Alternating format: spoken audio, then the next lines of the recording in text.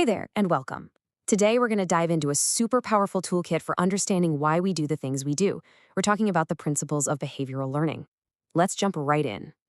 No, seriously, think about it for a second. That impulse, that almost magnetic pull to check your phone the instant it makes a sound. Or why it's so hard to stick with that new gym routine. It feels like you're fighting some invisible force, right? Well, what if the answer was actually way simpler than you think? Yep, that's it. Consequences. Pretty much the whole engine driving our behavior, from the tiniest habits to the biggest life decisions, is all about what happens immediately after we do something. And that is the core idea we're going to unpack today. All right, so let's get into this core engine. Everything, and I mean everything, comes down to this one simple relationship, the link between an action and what happens right after. I mean, this quote just nails it, doesn't it? If something good happens, something pleasurable, we're more likely to do it again. If something unpleasant happens, well, we're probably going to avoid it. It's this super simple but really profound idea that's shaping us literally every single day. Okay, so how does this actually work?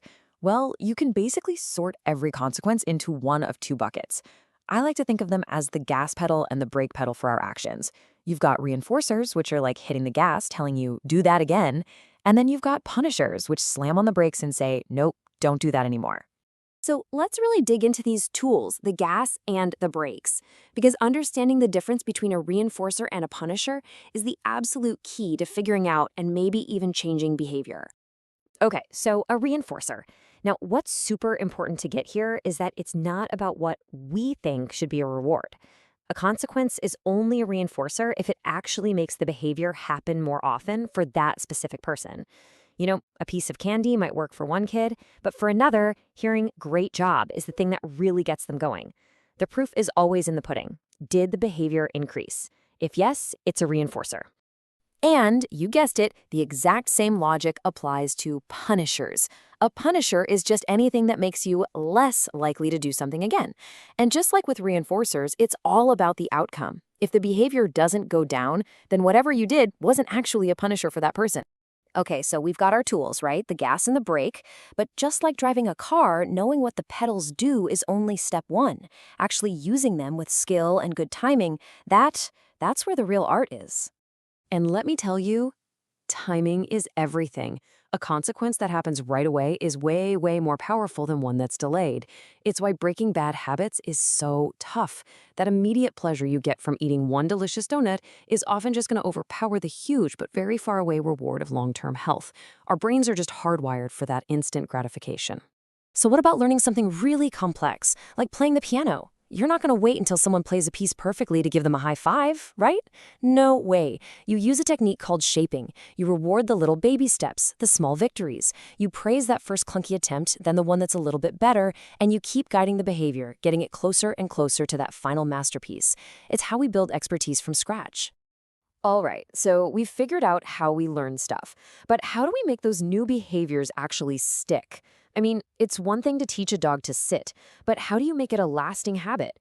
And on the flip side, how do we get rid of behaviors we don't want? Well, there's this idea called extinction. It's pretty simple. If you stop reinforcing a behavior, it'll eventually just fade away. Think about a student who always gets praised for raising their hand. If the teacher suddenly starts ignoring them, they'll probably stop doing it. The behavior, without its food, that reinforcement, it just slowly starves and disappears. Which, brings up a really big question. If taking away the reward makes the behavior vanish, does that mean we have to keep rewarding good behavior for the rest of time? I mean, that sounds kind of exhausting, doesn't it? And thankfully, the answer is a big no. You don't have to. The secret isn't if you give a reward, it's how often you give it.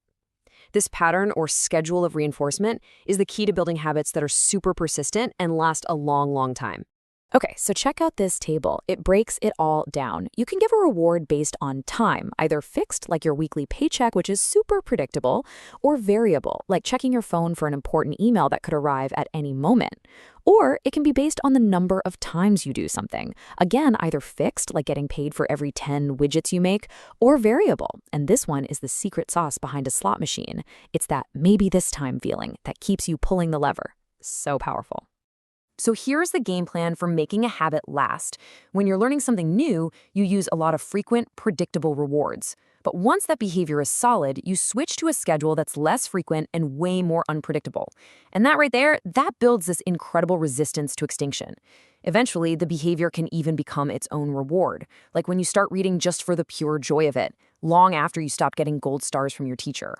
Okay, we have spent a ton of time talking about what happens after behavior, but there is one last really crucial piece of this puzzle, and that's all about what happens before.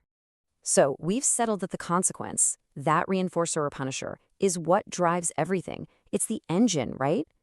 But what tells us when to hit the gas in the first place? What's the thing that steers the car? Well, that's the antecedent. It's the signal that happens right before the behavior.